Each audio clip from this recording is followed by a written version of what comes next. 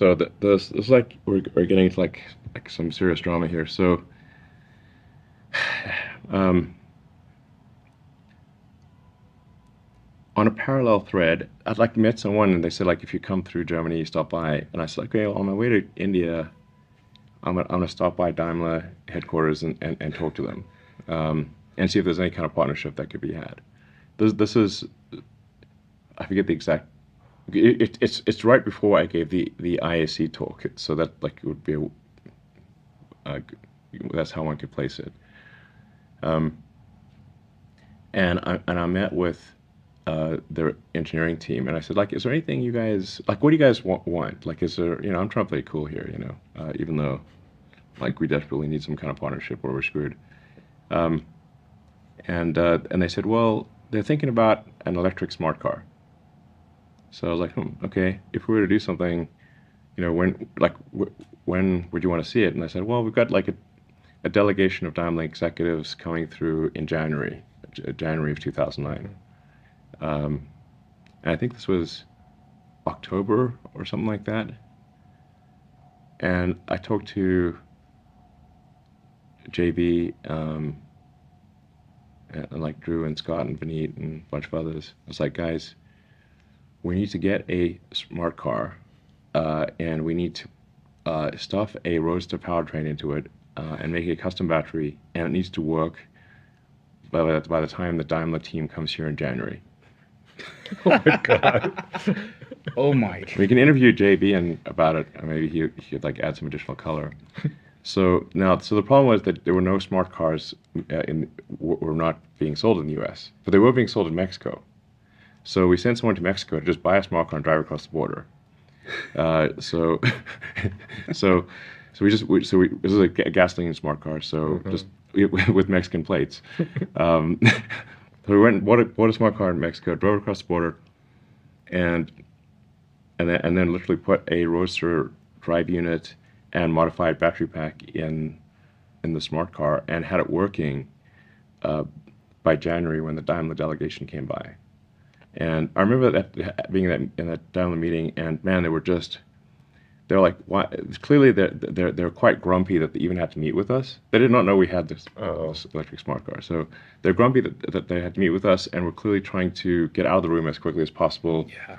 And when we started off, made the mistake of starting off with PowerPoint, and which immediately made them even grumpier because everything works in PowerPoint, and they've seen way too many PowerPoint slides, and they were like literally getting ready to they were going to just walk out from the PowerPoint presentation. I said, well, would you like to drive the car? They're like, well, what do you mean? It's like, well, we have an electric smart car. Do you want to drive it? Like you don't have an electric smart car. That's impossible. I'm like, yeah, it's just in the parking lot. You can go drive it. Actually, it was not only was a smart car, it was fucking sick. Like, this thing had a roadster powertrain in a smart car. The power to weight ratio of this thing was bananas. It's like you could pull wheelies in a smart car. Literally, if you stepped, fly? Yeah, you could lift the front wheels off the deck. Motorcycle torque on a four-wheel vehicle. Yeah, motorcycle torque on a four-wheel vehicle. It was insane. You could burn rubber in a smart car. It looked bizarre. Like you just never seen a thing move like that. Then I might actually drive a smart car if it was like yeah, that. It was awesome. Anyway, so we kind of just blew their minds. Like, they're like, what? How is this? This is like, what impossible black magic have you figured out to have like an electric smart car? And it's like, well, we got one from Mexico 3 months ago, and we put a roadster powertrain in it and a modified battery pack, and you can still use the car. Like the interior of the car was still fully usable, so we didn't like intrude on the interior space. And we're like, yeah, we can. And they're like, okay, well, this is pretty impressive. They've never seen anything like this before. So then they're like, okay, well, they'll consider that they will do some smart car limited production. Like part of this is because they had to make the regulators happy. So this was not like, they needed like some, sustainable energy cars to make the regulators happy. That was the reason for this electric smart car. The fuel for the fleet miles. It was not a grand vision by Daimler to go electric. No.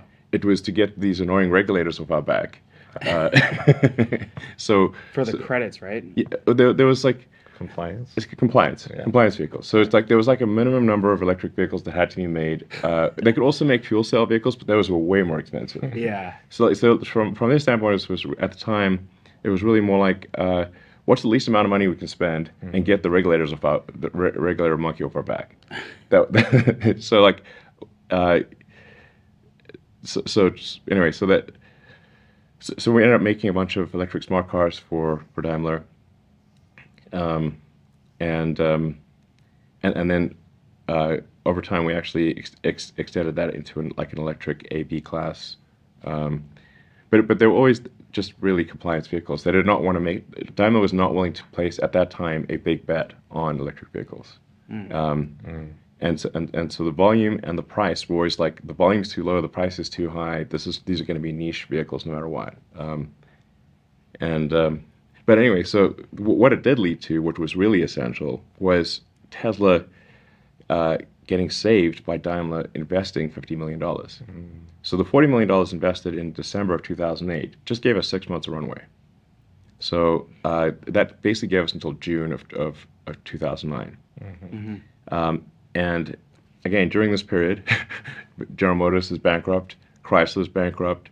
So not a lot of people are interested in investing in a startup car company, let alone an electric car company. Yeah. And remember, this is back when electric was synonymous with dumb. You could just say, instead of using the word electric car company, you could just substitute dumb. Do you want to invest in a dumb car company? That's what it sounded like to most people.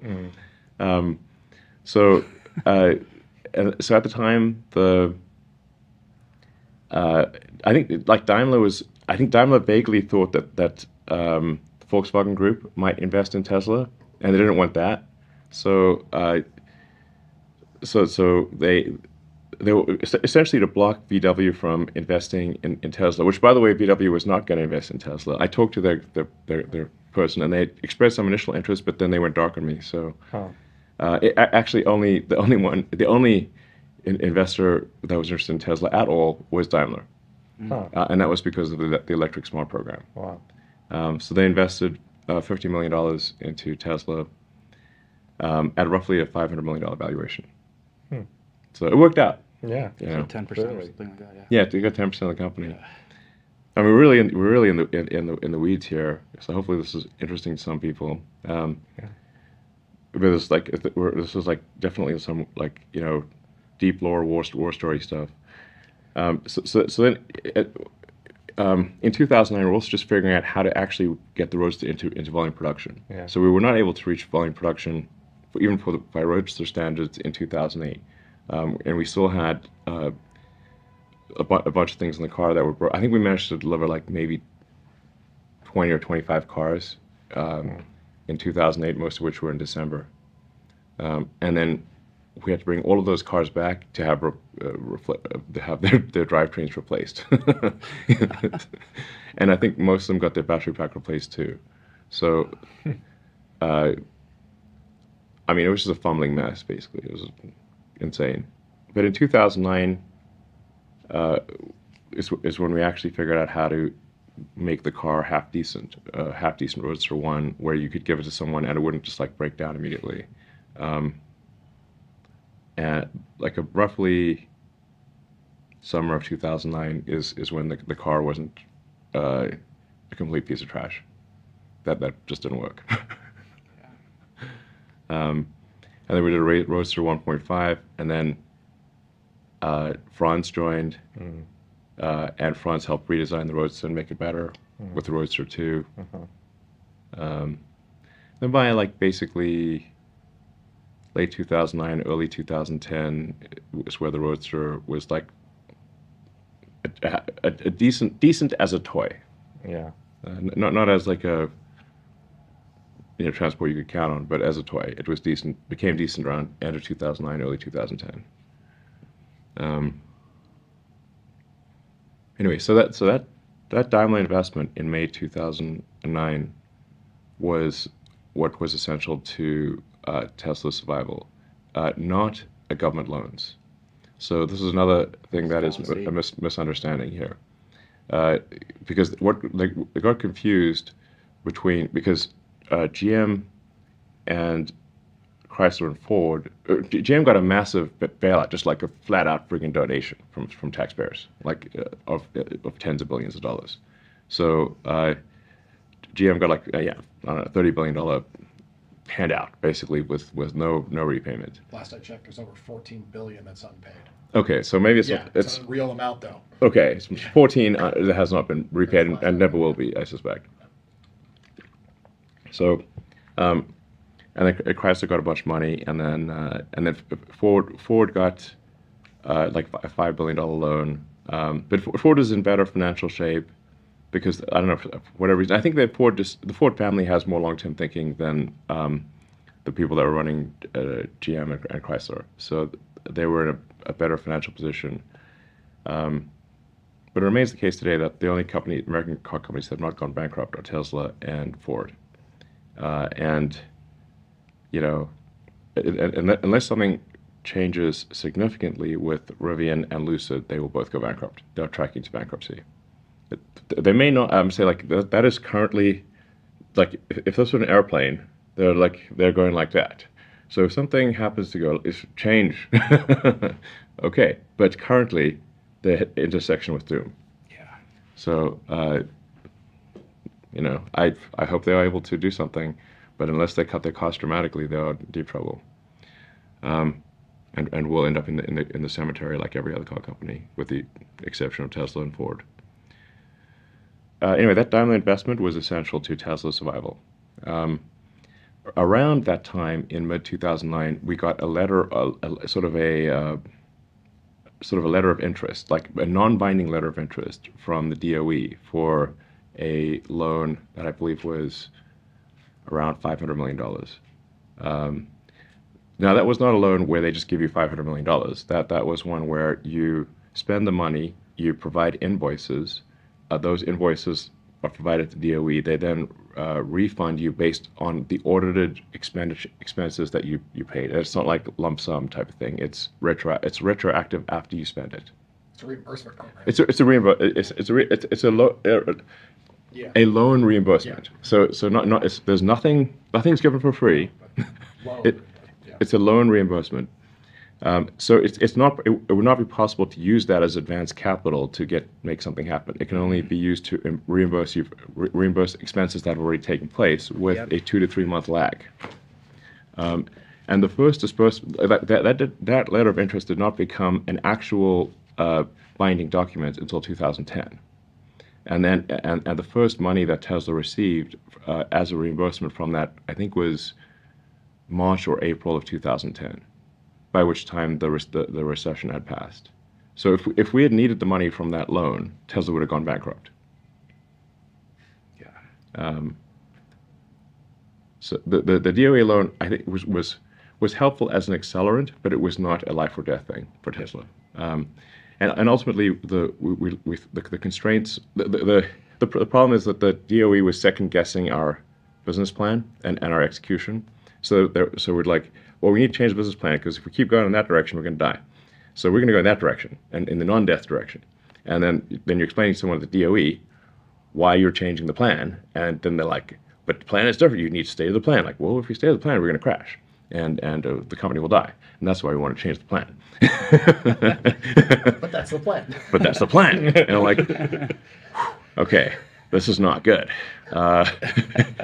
And like, you know, with enough effort, we could actually get the DOE to agree to change the plan, but this was taking up a lot of bandwidth to be constantly convincing people at DOE that the new plan is better than the old plan.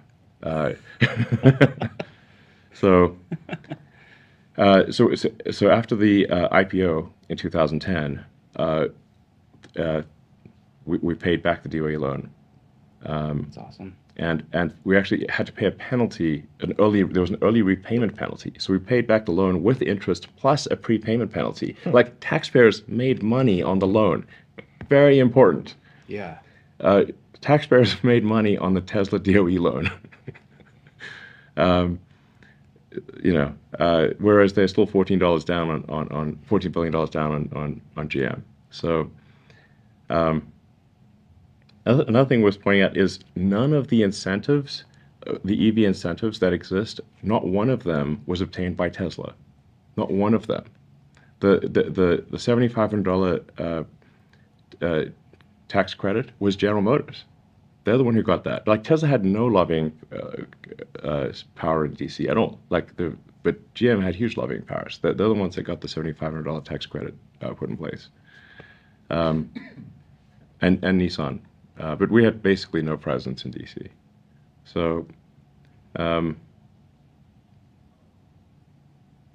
because you'll certainly hear like, oh, Tesla and tax credits. I'm like, okay, well, currently we don't have the $7,500 tax credit does not apply to Tesla, but it does apply to our competitors.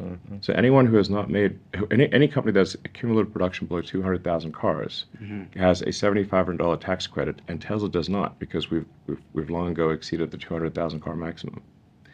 So Tesla is at a competitive disadvantage with respect to tax credits. That is quite significant when you're talking about, like, say, a $40,000 car and a $7,500 tax credit. That's like almost a 20% difference. So big deal.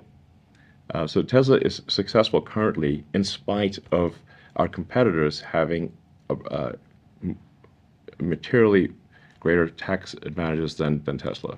In spite of it, not because of it. If you eliminated all EV incentives tomorrow, Tesla's competitive position would improve significantly. I'll say that again. If you eliminated all tax credits, EV tax credits, Tesla's position would improve immediately. And Tesla did the purpose what the tax credits were for, right? To drive that innovation ramp. You guys just actually did it so fast that the competitors are still using it. Yeah. Well, when we started Tesla, gas was under $2 a gallon in California, and there were no tax credits. So it was not from the standpoint of like, hey, this is a great opportunity. I mean, when we started Tesla, I should be clear, like, it was with an expectation of success of less than 10%. And the same for SpaceX. Yeah. And who in their right mind would think that a car company would have anything more than a 10% probability of success if you've never built a car in your entire life before? And there have been guys. Yeah, there's only at the time you had GM, Ford, and Chrysler, and but the history of car companies is like there've been like over 1,000 car company startups in the United States, and they're all dead. So and with the 2008-2009 recession, GM and Chrysler also went bankrupt. So then the chances of survival are extremely tiny. Only a fool would start a car company with electric car company or a car company whatsoever and think that the probability of success was high. So my initial thought for both Tesla and SpaceX was that I'd take half the money from PayPal, and I'd waste half of it on two ludicrous ventures, one being a car company and a rocket company, and that would be dumb, and I'd just lose it all, and that'd be, but I'd still have $90 million left, so whatever, but in the end, I like I said, the companies were like children to me. So like it was like, so I gave the companies all the money that I had, and then I would have had no money at all if Tesla and SpaceX had not survived. I would have owed a lot of money and been personally bankrupt if Tesla and SpaceX had not survived. That hadn't happened, we still wouldn't have electric vehicles. Not like I think so. Like Tesla's. I mean, if you say like, what is Tesla's fundamental value? It is to serve as an accelerant to sustainable energy. And if you say like, but for Tesla, what would the world be like? In ways that, like, let's say you're looking at this from, the macroeconomic God standpoint, or like a civilization, or The Sims or something. Like, what's the difference here? The difference between Tesla and not Tesla is how many years is sustainable energy accelerated. That is the fundamental good of Tesla. Yeah. And then there's also the autonomy thing, which is, I think, could also be very, very significant. It will be very significant.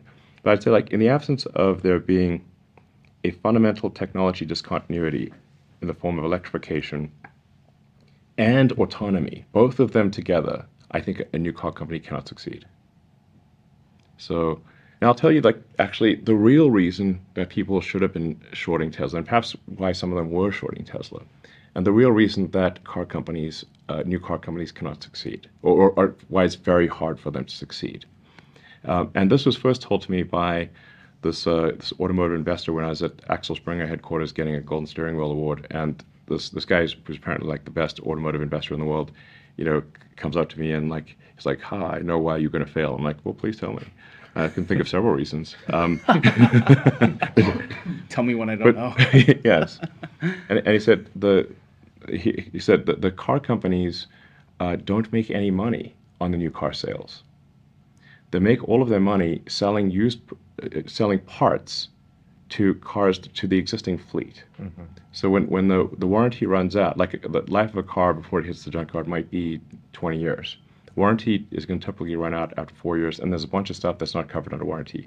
So if you've got a steady state fleet, it means that 80% of your fleet is not under warranty. Mm. So you can sell high margin parts, replacement parts for the existing fleet, mm-hmm. and you can sell your new cars at effectively zero margin. Mm. It's like a razors and blades thing. Yeah. So you sell the razor for zero margin, yep. and you sell the blades at high margin. Mm. So then this creates a massive barrier to entry for any new car company because you have no existing fleet. So the only way for a new car company to succeed is that does not have an existing fleet is to charge a lot more for your car than what others are paying, than competitors. And in order to charge a lot more, have people actually buy it, the product must be so compelling that people are willing to pay the premium above the alternative cars from the incumbent car makers. This is the only way. And I think without both electrification and autonomy, this does not succeed. So that is the only way to do it. You have to win on autonomy, and you have to win on electrification, and you have to make the product so compelling that it is worth paying the premium relative to the incumbent competitors. This is a very big deal. Yeah. Very, very big deal. So, yeah. I'm exactly that customer, by the way. I first test drove a Tesla in 2015. The acceleration and all that was cool. The electric was cool. But when I tapped the stick for Autopilot 1.0 and it locked on the road like rails, I went, holy shit, the future's here. And went from a $4,000 car to, at the time, a fully loaded Model S, opposite end of the spectrum. Mm-hmm. That exact angle was it. And that's gotten so many people that way. Yeah. No Autopilot, I probably still wouldn't be a Tesla owner. Yeah. Exactly. And the thing that actually got me, because we've got to get a lot of flack for like autopilot deaths and stuff. Yeah. But let me tell you that, it's like no amount of statistics can convince people otherwise. They're like, one time. Yeah. But the thing that actually got me to really get a move on with autopilot was that this anecdote illustrates several things, by the way. And I think this might have been like 2014 or something like that. A Model S owner in the Bay Area fell asleep while driving his Model S and ran over a cyclist and killed the cyclist. Mm. Now, if there had been even basic lane following, that cyclist would still be alive. So I was like, man, if anything illustrates the importance of autopilot, it's this case here where that innocent cyclist would still be alive if that guy that fell asleep had autopilot or any kind of like lane following, even basic lane following. The car would not have veered off the road and killed the cyclist. Mm-hmm. So I was like, we got to get a move on here. This is a real safety issue. So that's part of what really encouraged me to like, we need to go make this happen as quickly as possible. But there's more to the story. The guy that ran over the cyclist did not internalize responsibility for himself. He said the problem was he blamed it on Tesla, and said he fell asleep because of the new car smell. Awesome. I'm not making this up. You can literally search the court records, and he got a lawyer. Okay, amazingly, got a lawyer to represent him and file a lawsuit against Tesla, saying it's not his fault he ran over the cyclist. It's because of the new car smell that put him to sleep. Now, obviously, when this got before the judge is like, that's ridiculous, case dismissed. But this just gives you some sense of both the importance of autopilot and generally people's unwillingness to internalize responsibility. Car smells. Yes. People should pay extra for that. Yeah. Don't they? Yeah. I mean, he actually had the Price nerve tag goes to up. engage a lawyer and file a lawsuit. And you're like, wow, That's it's in the court records. yeah. You're like, okay, dude, maybe it's not. Maybe it's you. The judge like, it's you. Okay. Take responsibility for your actions. So, anyway, so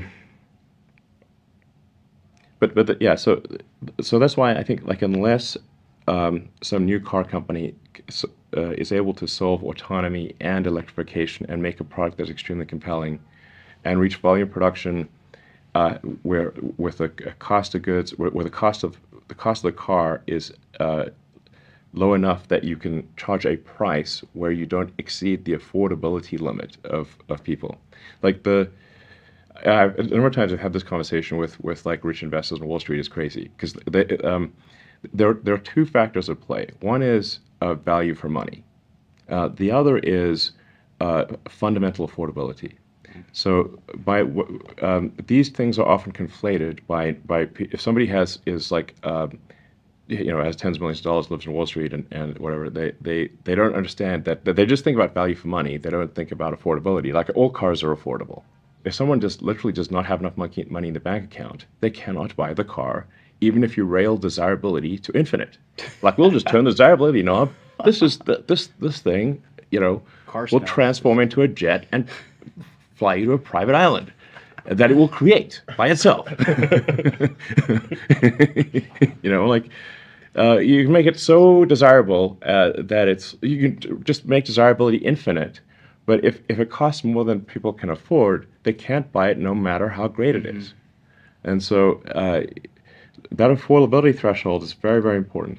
So it must both be good value for money and be affordable in order to achieve the unit volumes. And where car companies can get kind of painted into the corner of doom is if the cost of the car is so high that they have to raise the price of the car to the point where the price of the car is, and Rivian I think has this problem, so that they either need to fix it or they're in deep trouble.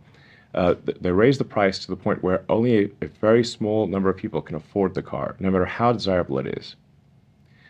Then at that point, if you cannot achieve a unit volume that covers your fixed costs, you're screwed. Mm-hmm. So, Rivian needs. My advice to Rivian would be to cut costs immediately across the board dramatically, or they're doomed. Yeah. So this applies to any car company. Really. Yeah. As you raise the price, you're sort of the percentage of people who can afford the car starts to drop exponentially. Start getting a car above $100,000. Very, very few people can afford it, no matter how desirable it is. And then you've got to have enough unit volume to pay for your fixed overheads. So you basically you've got to cover your operating expenses. Just checking, see if we can do a time check too if we need to. No, I'm just a friend of mine is like suggesting that I troll hard drive by posting more memes from them. They're just going to keep stealing their memes and posting them without giving them any credit. People love that. This is the internet. The memes belong to the internet. Yeah, exactly. It's the whole point of a meme. Exactly. Yeah. It's the transmitter of the pure information. And typically you'll like the meme too that you'll post, and so people know where it's coming from. Memes belong to people. Yeah. You create your own memes, though, don't you? I saw it create some memes. Your meme game is strong. Thank you. Yeah.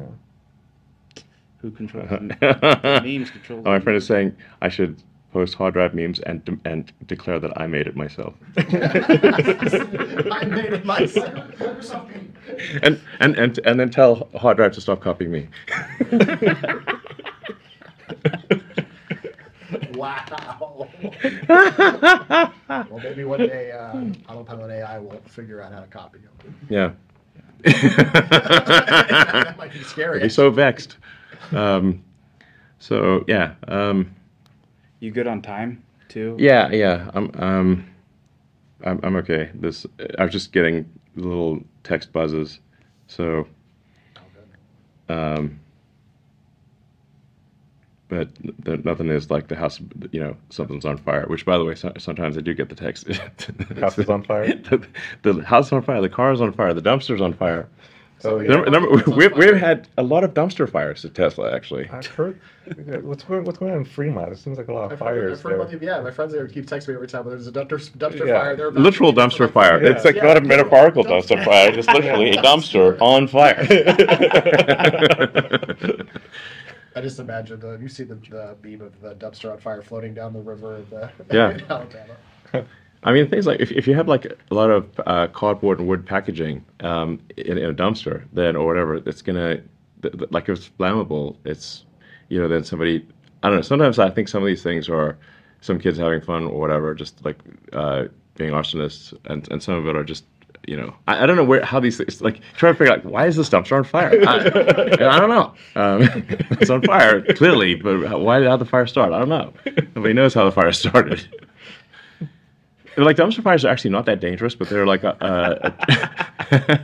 unless it's indoors or something. But like an outdoor dumpster fire is not intrinsically dangerous. It's contained. Yeah. It's contained. It's like the dumpster's not going to melt or anything. Yeah. So it tends to just be like it creates drama, but it's not like actually dangerous.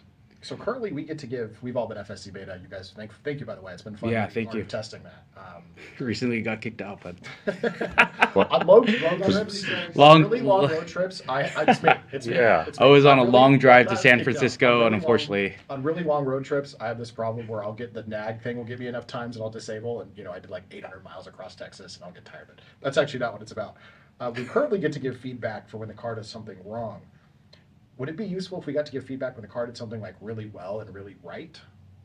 Because I have to do great things all the time, but I have no way to like call somebody or mark the video and say, "Hey, it did this turn incredibly and Great it's faced question. well." And like, is there? I mean, like, because I'm assuming the AI is being trained with reinforcement learning as well. It'd be great if we could help give that feedback when the car's like, "Great job, buddy!" Like the +1 button or something. I don't know. All input is error. Yeah, all input is error, exactly. Unless somebody missed the feature, in which case no input is error. Like in some cases, we've got like cool features nobody ever used or knew was there, like the Wizards in Winter Dance with the Model X doors, and it's rare to encounter a customer who actually knows about that. Most of them don't know it exists, and then we made it like too hard to do, and it should be the opposite of an Easter egg. It should be like this maximized number of people who know about it, not like minimize it. It's actually worked for Tesla. I actually shot the video. Oh, okay, all right, great. I tried to get it out there. I think like people didn't translate that to my car can also do this. Yeah, it's true. But still today, I bet probably I don't know, at least 2/3 of Model X owners have no idea the car can do that. you're not talking about the Christmas dance, are you? Yeah. Yeah. Oh yeah, that's like such. Yeah. Okay. Yeah. So obvious to you, but Yeah. because I've done it so many Most times people with have- my neighbors, I ask know. me to move. Right. Like it's great. But I mean, people have never seen a car do anything like that. So No, it's radical. yeah. Yeah. Do you have like a favorite Easter egg or feature that you've put into the cars that this is just your favorite? Well, I mean, I suppose that the sort of Wizards in Winter door dance is my favorite, sort of Easter eggy feature or fun thing that has no value in and of itself, course except it does. entertainment. Kids get to dance to it. It's entertainment, but it's like, it's not. It's like an unnecessary thing, but it's cool. I mean, there was the, tap autopilot 4 times to play more cowbell. Yeah. And like people would get, but now that's the one that you could accidentally do, and then your screen turns to like Mario Kart, Rainbow Road. Yeah. Yep. And You can't turn the volume down. It's full on more cable. You gotta turn it down or off. Yeah. It does it again. Kids can't be sleeping during that time. Yeah. Santa yeah, too. Santa. I think it's quite a few times people have accidentally, because it is a thing you could just tap too many times. Yeah. It's like it's not one of those Easter eggs. It's like one of those like old school arcade games where it's like up, down, left, right. Like it's like just press it 4 times and bingo. So I think a lot of people just accidentally like, what happened? Am I going crazy? Why is the car doing this? My grandpa lost it. Yeah. So that's a cool one. You can change the car to standard 42. Car's name changed, life, the universe, and everything. There's the James Bond, where it turns into the Spy Who Loved Me car, that's a submarine car, basically. Yeah. Yep. Is there any undiscovered Easter eggs? Press and hold the phone and it changes to Thomas Edison. Is that my quoting that right? Maybe actually, I'm not. There's a ha ha ha if you want to change the screen to reindeer. Ha ha ha, not funny. Ha ha, not funny. We'll play the song "Grandma Got Run Over with a Reindeer." Grandma got run over by a reindeer is the ha ha, not funny. Yes.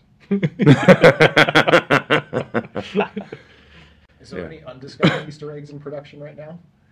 I mean, there might be. Like, they don't necessarily tell me about all the Easter eggs, But I mean, the thing is that, we can't spend too much time on Easter eggs because we should be.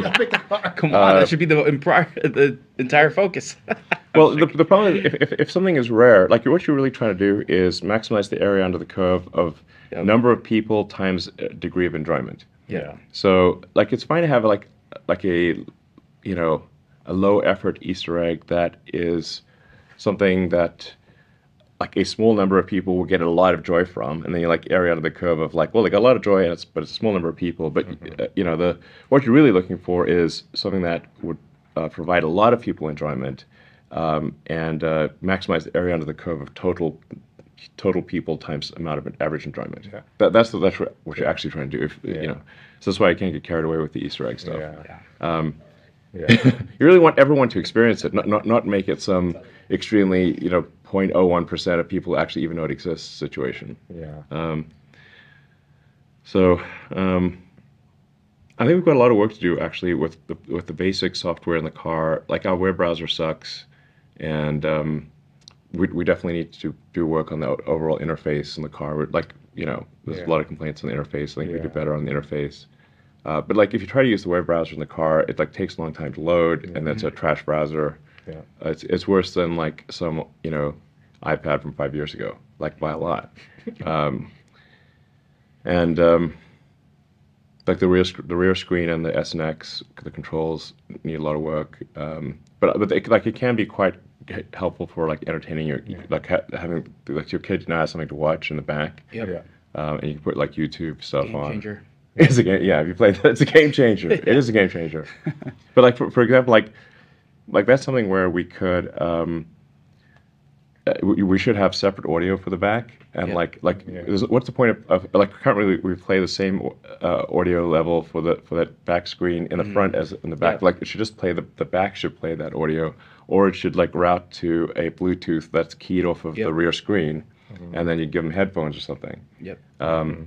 So that people can listen to music in the front and not get blasted by the YouTube Kids Show audio in the front, which is currently the situation. That's correct. So there's like a bunch of stuff like that we need to fix. But the overwhelming focus is solving full self-driving. So, yeah. And that's essential. And like, that's really the difference between Tesla being worth a lot of money and being worth basically zero. Yeah. So, one question I was going to ask with the little maybe remaining time is there any additional questions or FUD or misinformation about Tesla, or I don't know, maybe you want to walk around the factory or whatever you have time for? It's kind of quiet, so but whatever you have time for, we're game for.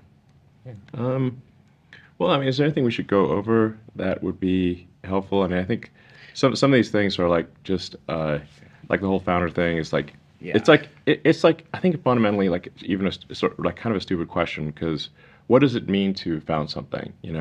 There's some critical mass of inspiration and perspiration, but it's a nebulous number, or it's a nebulous metric to say this person deserves to be a co-founder, this one doesn't. It's nebulous. But I think if you could apply the but for question. Like, but for this person, would the company exist, or would it have gone bankrupt, or not exist in a form that it is currently, or in a much diminished form, or simply not exist at all? And the only two people that you could apply the but for argument to are J.B. Straubel and me. Mm. But for J.B. Straubel and me, Tesla would I think never have existed in any meaningful way, and if it had, it would have gone bankrupt. So those are the only two people that the but for argument applies. Maybe you want to go into this here or not. You mentioned, I think, on Twitter very recently about the cold shoulder Tesla and SpaceX and stuff has experienced and the broader, economic and political climate. Do you want to share more about how that's been affecting things? Take this question. I gotta go. How you see that changing as, Tesla expands in the Great Lone Star State? Sure. So, those that follow closely are aware of it. I think you probably are aware of it. So, somewhat of a rhetorical question, I suspect. But I think the general public is not aware of the degree to which the unions control the Democratic Party. This is one does not need to speculate on this point. Last year, President Biden held an EV summit where Tesla was explicitly not allowed to come, but the UAW was. So now Tesla's made 2/3 of all electric vehicles in the United States. So deliberately excluding us from an EV summit at the White House, but including the UAW, that tells you all you need to know. The reality is the UAW would prefer that Tesla was dead or unionized, but not anything but alive and unionized. And they are no fans of sustainable energy. They have for sustainable energy the entire way. So now at Tesla, far from Tesla has the highest pay in the auto industry, and moreover, the people that work at our Fremont plant have 5 job offers to work somewhere else. There's negative unemployment in the Bay Area. Try hiring someone in the Bay Area. It's ridiculous. There's negative unemployment. So our challenge is, how do we convince people to stay given the many other opportunities that they have, let alone a union? They're like, what? We don't need a union? I've got 5 other jobs. That's the real reason. It's the complete opposite from what they're characterizing. And the UAW has never been able to get even enough people to do a vote, let alone get to 50%. And California is an extremely pro-union state. There's nothing you can do to stop a union if they want to come in. It's like California will roll out the red carpet. So then the UAW is basically forced to engage in dirty tricks and attempt to demonize me and anyone else associated with the company. It's like if the company's if the company's run by someone who's perceived to be good, then they have trouble unionizing because they're like, well, he's a good guy. Why would you want to unionize that company? So they have to make me evil somehow. And so I do not, as you can tell, I don't like the UAW because they have run a dirty tricks campaign on me since at least 2017. Basically, the point at which they thought maybe Tesla wasn't going to go bankrupt. Because while they thought Tesla was going to go bankrupt, there was no point in dirty tricks. When they thought Tesla might not go bankrupt, that's when the dirty tricks and the sort of smear campaign started. So I'm not a huge fan of them. Now, their attacks did lose a bit of the wind in the sails when the president of the UAW was sent to prison. So that took a little wind out of their sails. And then when the next UAW president, who was supposed to be the person who would clean things up, when he was sent to prison, that also took some more wind out of their sails. But since then, they recently in the last several months, they've sort of back to their old tricks. So, and I mean, they have so much power over the White House that they can exclude Tesla from an EV summit. It's insane. Insane. And just in case the first thing, in case that wasn't enough, then you have President Biden with Mary Barra at a subsequent event, congratulating Mary for having led the EV revolution. With 26 EVs in Q4 of last year. Exactly. This is it. I believe it was in the same quarter that GM delivered 26 electric vehicles, and Tesla delivered 300,000. like not 26,000, 26. This is not. This is what they said. Like it's not us saying, oh, you're artificially saying their number is low. No, that's what they put in their earnings report. Okay, we're just reading it. Yeah. So like that's like some next level insanity. So. I mean, so it's not like a sort of a conspiracy theory. It's just observe what, like if anyone is a remotely impartial observer, just observe the actions, and what other conclusion could you come to than the current Democratic Party does not support Tesla because it is not unionized. They would rather Tesla was dead than be alive and non-unionized. So, and I think the pressure on this will increase over time. So, the more Tesla is successful, the more Tesla is an existential threat to the UAW. And so, the more pressure they'll put on the people that they got elected to do harm to Tesla. How's reception been of Tesla moving into Texas? I mean, it's been good. Like, I mean, the thing about building the factory here, that's I think should be noted, is that we built the factory here in less time than it would have taken to get the permits in California. So the typical permitting time for a greenfield in California is 2 years. 2 years, and you're going to get sued by. You're just going to get sued because you're in California. Like, we didn't get any lawsuits here, and we got the factory built in 18 months. It's insane. Yeah. Yeah. Since seeing the factory come online, when I've flown here, I'll get people in the airport be like, "Oh, do you work at Tesla?" They are so excited. That's the general sentiment I've seen.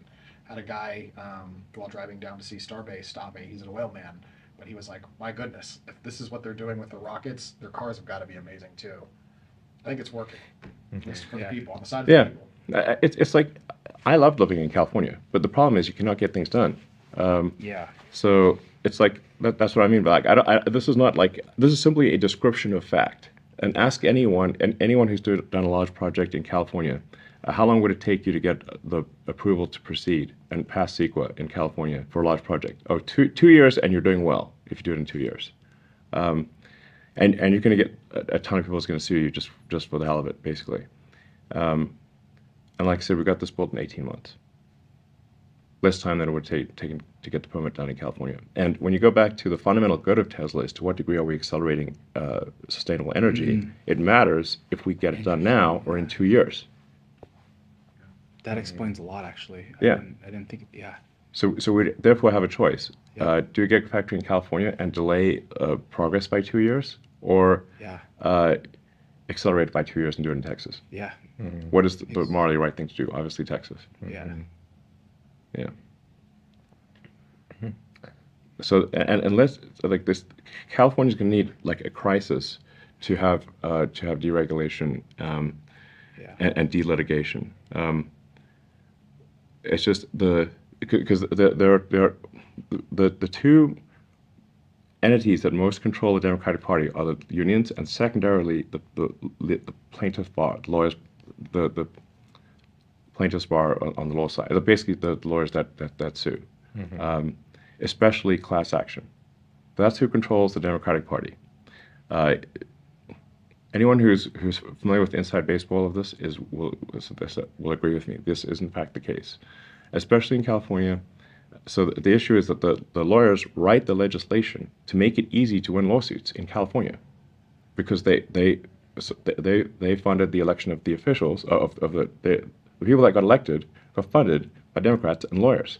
So then they write the legislation to make it easy to win lawsuits and get gigantic awards because they got the people elected.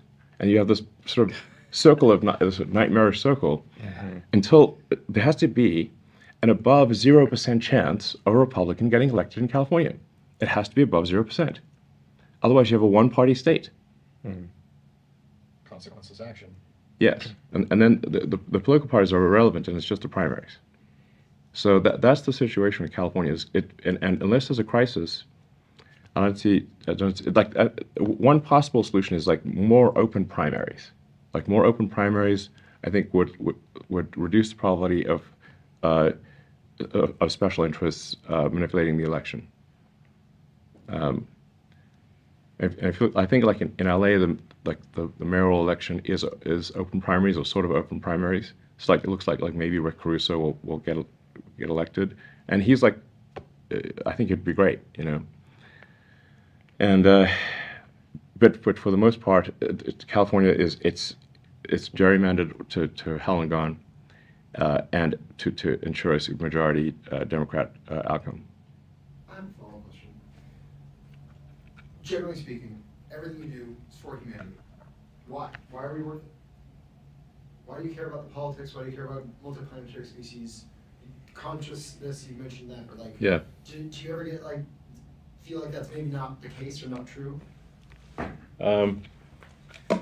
Well, I mean, there's certainly at times when I have doubts about these things.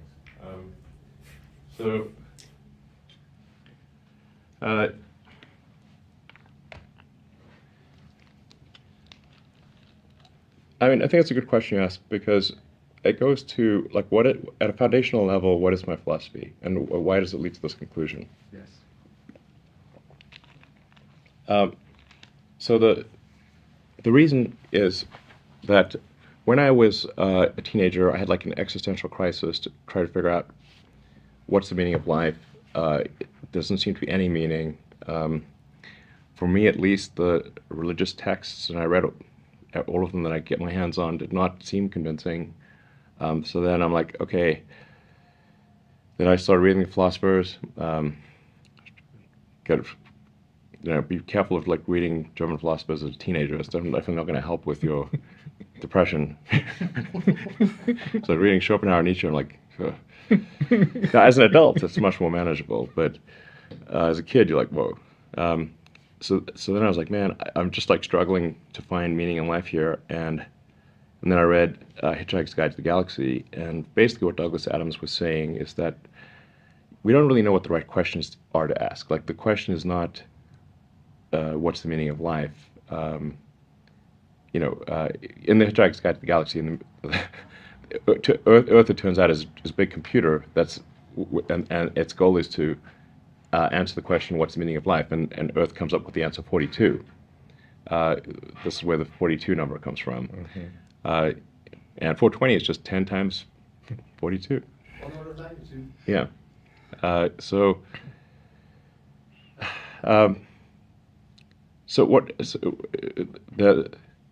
In that book, which is really sort of a book about, it's an existential philosophy book disguised as humor. They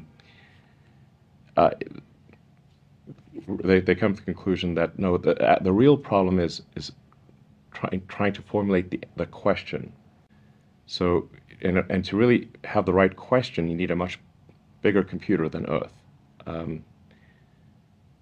And so, maybe like one way of characterizing this would be to say the universe is the answer. What is the question? And the more, or what are the questions?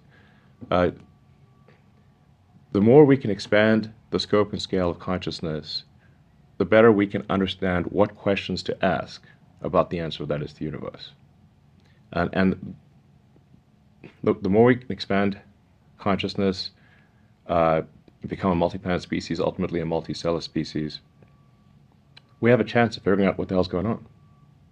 And so, and this is why I think we should have more humans and more digital, both biological and digital consciousness, and why we should become a multi-planet species and a multicellular species, is so that we can understand the nature of the universe. And then, in order for that to occur, then we have to make sure that things are good on Earth. We don't want Earth to disappear. So sustainable energy is important for ensuring the long-term viability of Earth. And making life multiplanetary is important for extending consciousness. and ultimately we want to go and visit other star systems to see if there are alien civilizations there that perhaps still exist or perhaps died out millions of years ago. The extraordinarily short, I think don't realize just how short civilization, so the first writings were only about 5,000 years ago. So I don't know what happened around 5,000 years ago, but for whatever reason, there's not really writings before that. So there's not like some coherent symbolic representation before about 5,000, maybe 5,500 years ago. So you can call, like, if you date civilization from the point at which we had writing, it's only 5,000 years old. Earth has been around for, I don't know, 4.5 billion years, 5 billion-ish. The universe has been around for 13.8 billion years.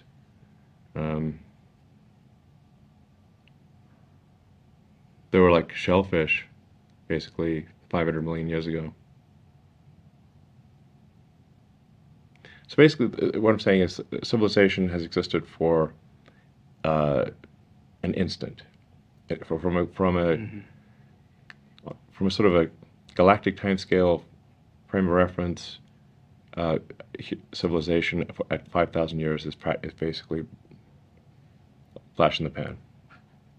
So, and if you look at the history of civilizations, which I encourage people to read, the history of civilizations. In fact, there's literally a book called The Story of Civilization. It's quite good. And there's been the rise and fall of many civilizations over the last 5,000 years. And if you look at, say, the ancient Egyptian civilization, which is one of the first writings, not the first, but close to the first. They built these incredible pyramids and had this sophisticated writing system. And then the people living in the area past a certain point, I don't know, maybe around 1,500 years ago, the last person who could read hieroglyphics died. I think probably 1,500 to almost 2,000 years ago. And well before that, the last people who could build pyramids died. And then basically people were living next to these structures that just didn't know where they came from, and with funny symbols written on them. And it took like Napoleon invading Egypt and bringing a bunch of scholars with him, and then the Rosetta Stone, but much more than the Rosetta Stone, ultimately to decipher hieroglyphics. It's quite a difficult thing to decipher. So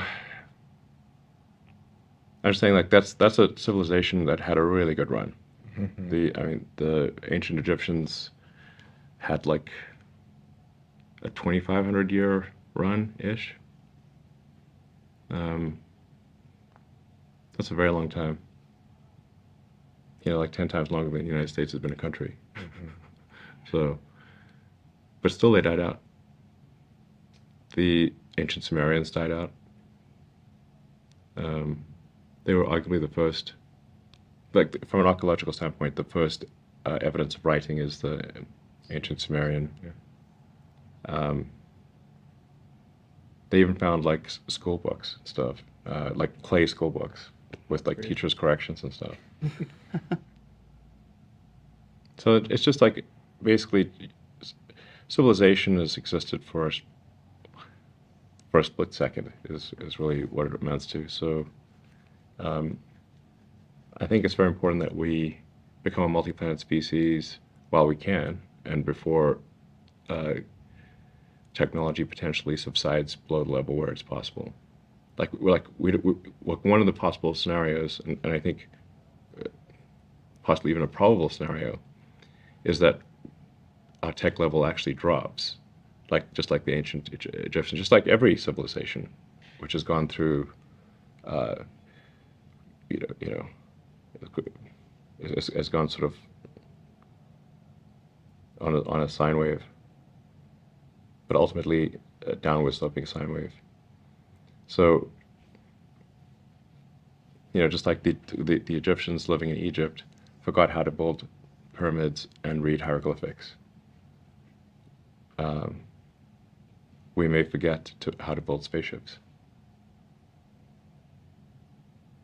And so we should build the spaceships and make life multiplanetary while it is possible. And if there were to be a World War III, which is not zero probability, looking at recent events, what will be left after that? Will there even be, I mean, will there be, who's to say what technology would be left after World War III situation? But, yeah. It should be noted that Russia still has enough nukes pointed at the United States to make every major city, to make the radioactive rubble bounce several times in every major American city currently. It's not a small number. Several thousand. You've seen Battlestar Galactica, I presume, right? Yeah. Do you think this has all happened before? No. Not on Earth, anyway. I mean, archaeologists are really trying hard to find anything interesting. So if you found evidence of an advanced alien civilization, you'd be like the #1 hero in the entire archaeological profession. It's like they're trying very hard to find these things. We've not found anything. So, and people sometimes ask me, have I seen evidence of aliens? I'm like, I have not. And frankly, if I had seen evidence of aliens, I'd be like, hey guys, we found evidence of aliens. Everyone give SpaceX lots more money because we need to improve our rocket technology. Otherwise, these aliens are going to get us. I thought you were the alien. Yeah. I was an alien until I, got U.S. citizenship.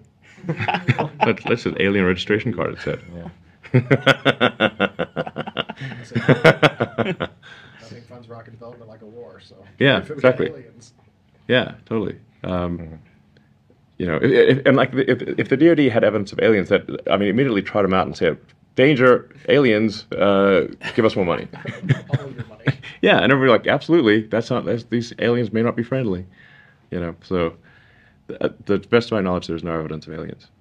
So, but anyway, going back to the philosophy part, it's like if you accept as a proposition that we don't really understand the meaning of life, and we wish to understand the meaning of life, then in order to understand the meaning of life, we should expand consciousness such that we can ask better questions, learn more, expand beyond the solar system, ensure that life on Earth is good collectively for civilization, and then we can be less dumb about the nature of the universe, and maybe we can answer some questions about where this all came from and where it's going. I think that's a sound philosophy. It's the least unsound philosophy I can think of.